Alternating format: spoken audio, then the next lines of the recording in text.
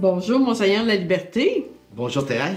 Alors, je vous remercie d'accepter de rendre ce témoignage au sujet de la thématique du Carême 2024, qui est « Viens Seigneur », avec un point d'exclamation, « Ouvre-nous le chemin ». Alors, on a pensé que dans votre vie, qu'on apprend à connaître depuis ces 2 dernières années, le Seigneur a certainement dû être là pour ouvrir des chemins. Pouvez-vous nous en parler un petit peu? Oui, le Seigneur qui nous ouvre des chemins. C'est drôle parce que sur le chemin, le Seigneur il ouvre le chemin, mais c'est comme il était déjà là pour nous pousser. Il est là pour nous accompagner. Il est là pour ouvrir le chemin. Puis en plus, c'est lui qui nous attend au bout du chemin.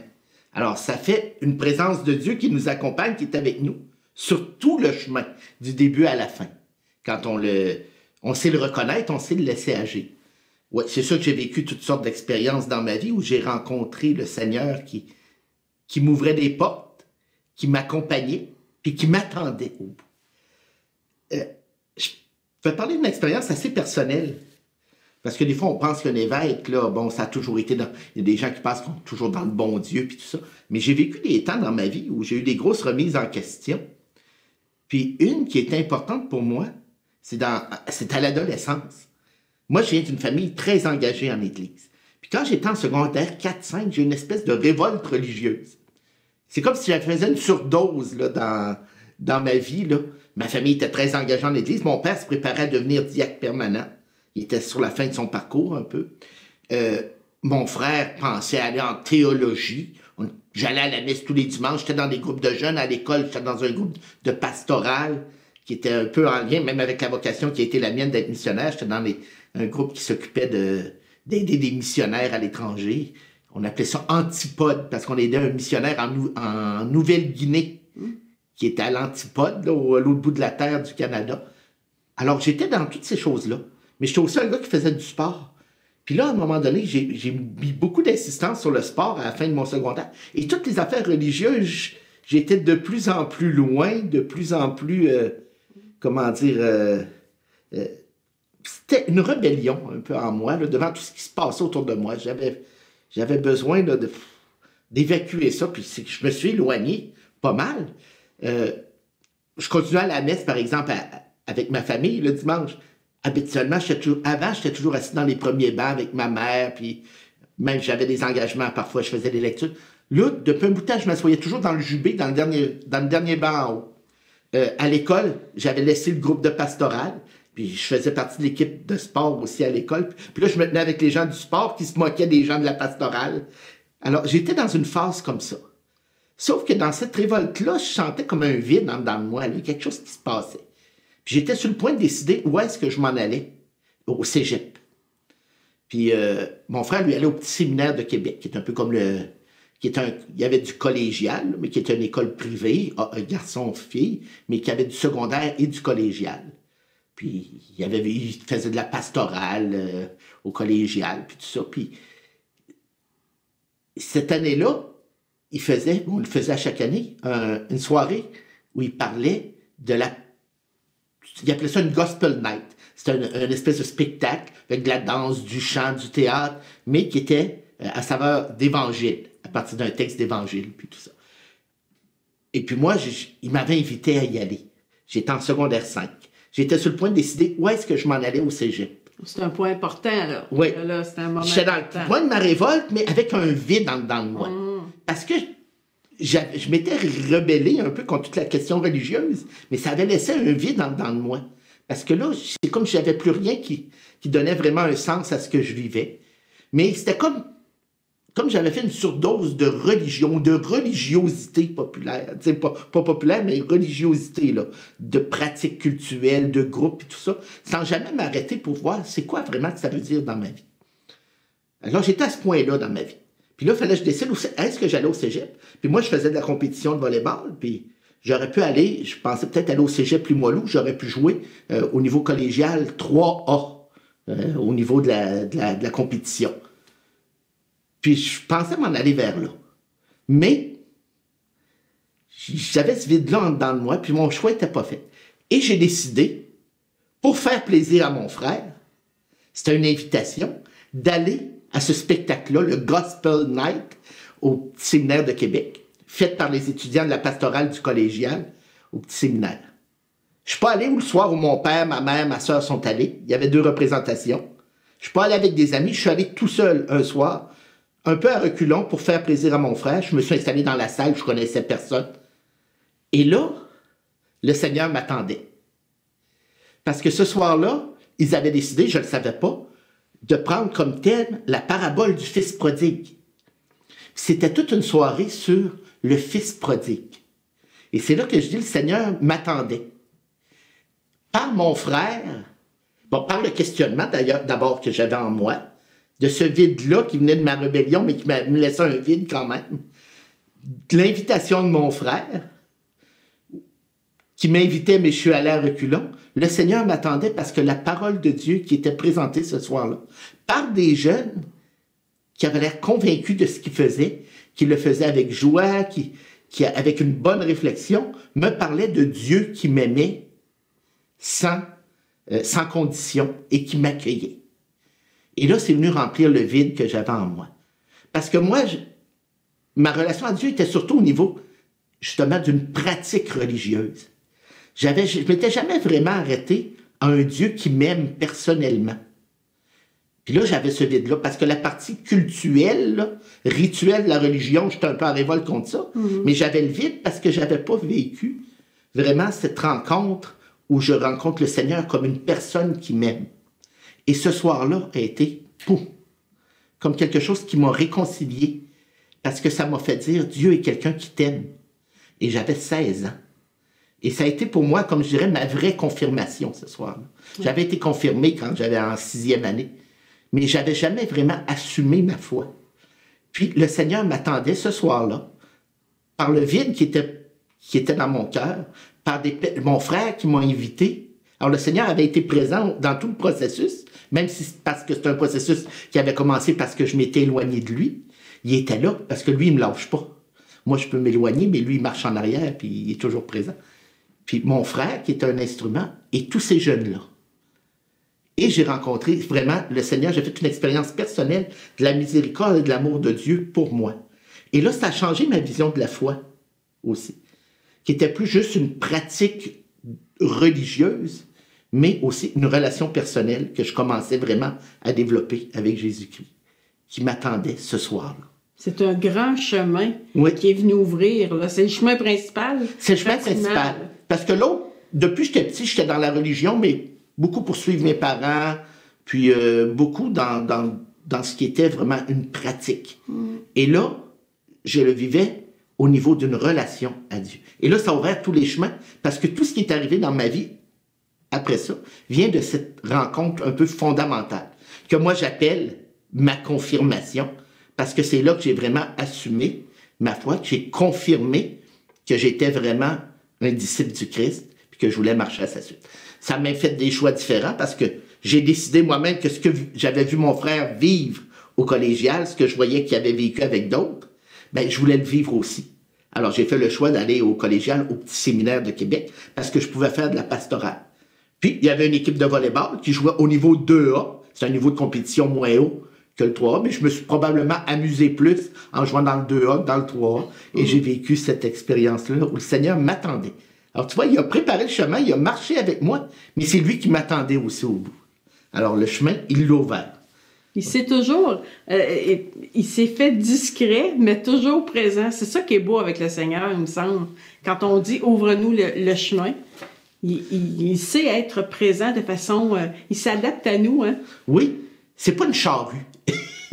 On pourrait prendre cet exemple-là. On le voit, nous autres, quand on a un chemin à ouvrir, puis de la neige l'hiver, là, la charrue tasse tout. Non, le Seigneur, il va plus discrètement. Il marche avec nous autres. Il nous donne des indices. C'est jamais clair, son affaire, mais il nous donne des indices. Qui nous dit, c'est dans cette direction-là que tu devrais aller. Mais il faut être attentif pour réussir à être capable de le voir. Parce que les indices, il faut avoir les yeux ouverts pour découvrir. Mais c'est là que le Seigneur m'appelle. C'est par tel événement, telle personne qui me parle. Alors, il faut avoir les yeux, les oreilles ouvertes, l'esprit ouvert à accueillir sa présence. Mais c'est toujours discret. Oui, puis dans votre vie, vous avez eu plusieurs, si on revient à l'image du chemin, plusieurs chemins dans votre vie qui se sont ouverts, celui de devenir prêtre, évêque. Comment vous avez dû les vivre avec plus de confiance? J'imagine que ça donne une solidité quand on a vécu l'expérience de cette rencontre-là, de la confirmation que vous avez vécue, que vous venez de nous raconter. Ben, ça donne de la confiance parce que tu sais que le Seigneur est là. Ça n'enlève pas les difficultés. Ça, ce serait marcher sur le chemin avec des œillères. Comme le cheval qui, pour pas dévier, ils mettent des œillères pour pas qu'il soit trop, distrait par ce qui se passe à côté puis que ça lui donne des peurs. Non. Faut pas marcher avec des œillères. Les difficultés, elles sont là. Mais le Seigneur te donne une assurance qu'il est avec toi. Une assurance, puis une espérance que le chemin, justement, il est ouvert. Puis ça, ben, c'est important. Il y a un texte dans l'hébreu qui dit « L'espérance, c'est comme une ancre. » L'espérance, là, c'est tellement fort, c'est comme une ancre. C'est ça qui te permet d'être stable. C'est ton espérance. Malgré ça peut balloter comme les vagues sur la mer, si le bateau il est ancré, ben, il y a une stabilité parce qu'il avance. Ben, l'espérance, c'est un peu ça. Tu sais que le Seigneur est avec toi, puis qu'il t'attend au bout du chemin. Mais puis pour tous les oui que j'ai eu à dire dans ma vie, ben, l'expérience fondamentale, je peux dire fondamentale parce que c'est comme un fondement, là, une base pour moi, que j'ai vécu à 16 ans, de la confiance dans le Seigneur, puis dans l'espérance qui est toujours là, puis qui m'attend au bout, ben ça m'a aidé à dire les autres oui. Parce qu'ils ont été pas mal nombreux, les oui à dire dans ma vie. Parce que le Seigneur, ça n'a pas été un long fleuve tranquille. Il m'a souvent déstabilisé. Je dis que c'était stable, il m'a déstabilisé, il m'a déplacé pour différents services, mais justement dans une stabilité qui est celle de sa présence. J'étais instable dans le sens que j'allais d'une place à l'autre pour le service du Seigneur, mais toujours avec une stabilité qui est la confiance et l'espérance qui est avec moi, puis qui est là au bout aussi. Fait que j'en ai plusieurs expériences comme ça, là. Qu'est-ce qu'on pourrait dire à des gens qui semblent penser ou vivre une expérience où ils croient que le chemin il est bloqué? Oui. Ils ne s'avancent plus, ils sortiront plus de ce bout-là qu'ils sont en train de vivre. Comment on peut leur dire de continuer, que le Seigneur va être là? Comment on peut les encourager ou... Ben, je pense que, justement, c'est, premièrement, l'encourager, être avec. Parce que cette personne-là, elle a besoin de la certitude que le Seigneur est présent dans sa vie. Mais le Seigneur, il va être présent par les autres. Alors, quelqu'un qui est en difficulté, qui est en recherche, il faut réussir faut être là pour elle, pour l'accompagner, puis être nous-mêmes présence de Dieu pour cette personne-là. T'sais. Une personne qui est souvent en crise, en crise de foi ou en crise un peu existentielle, ben, elle a besoin de quelqu'un qui est là pour marcher avec elle. Et cette présence de Dieu qui marche avec elle passe souvent par les autres, comme c'est arrivé dans ma vie.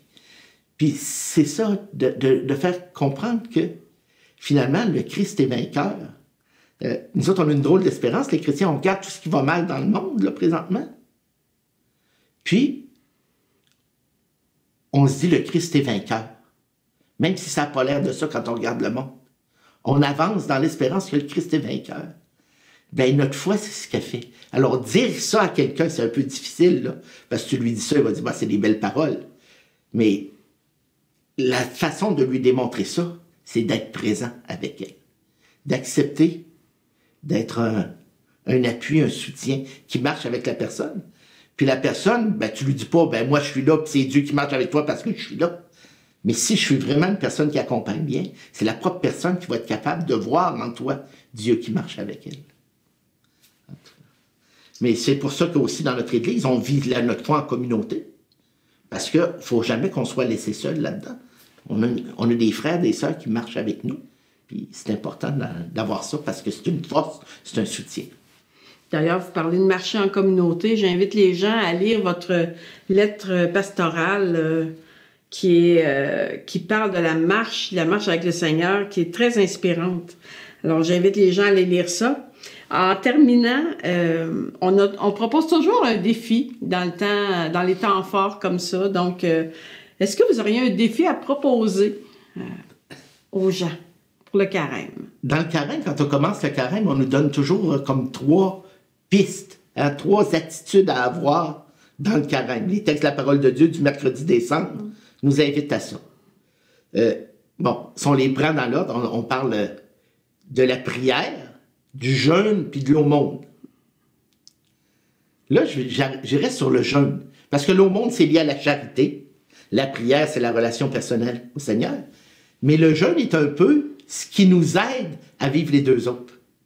On peut faire le jeûne de nourriture puis dire « je me prive ». Bon, ça, c'est une attitude, le prendre un peu à la négative. Je me prive. Oui, mais je me prive pourquoi? C'est quoi se priver? C'est accepter. Moi, on dit on fait un sacrifice. Ça vient du mot sacré. Moi, je dis le jeûne, c'est faire un espace sacré dans sa vie. C'est comme si je dis, je renonce à quelque chose. Bon, ça peut être de la nourriture, ça peut être d'autres choses, ça peut être du temps d'écran, du temps de téléphone cellulaire, du temps de distraction. Je fais du sacré du temps que je prends pour ça. C'est-à-dire que je prends sur mon temps, qui est un temps où je suis un peu tourné vers moi pour de la distraction, du divertissement, et là, j'en fais du sacré. J'ouvre cet espace-là pour que Dieu vienne prendre la place. Ce que je laisse de côté, c'est un espace que je laisse à Dieu. C'est pour ça que c'est un sacrifice. Je fais du sacré. Je laisse un espace pour le sacré dans ma vie, pour Dieu. Alors, le défi que je lancerai aux gens, puis que je me lance, parce que je suis le premier à avoir à relever ce défi-là, est-ce qu'il n'y a pas quelque chose qui prend trop de place dans ma vie? Puis comme ça prend trop de place, ça laisse peu de place à Dieu dans ma vie. Alors, est-ce que je suis capable de faire cet espace-là, ce sacrifice-là, ce jeûne-là, de cette chose, ou de cette activité, ou de cette préoccupation dans ma vie qui prend trop de place, pour laisser de la place à Dieu, un espace à Dieu, pour que dans le carême, il vienne me visiter. Puis là, attention par exemple, parce que quand je laisse de la place, il la prend, puis là, il m'accompagne, puis il me pousse, puis il peut m'ouvrir des chemins nouveaux. Mais est-ce que je laisse cette place-là à Dieu? Voilà le défi. Ouvrir un espace dans ma vie pour que Dieu vienne. Merci, Monseigneur de la Liberté. On aurait pris encore des heures de temps.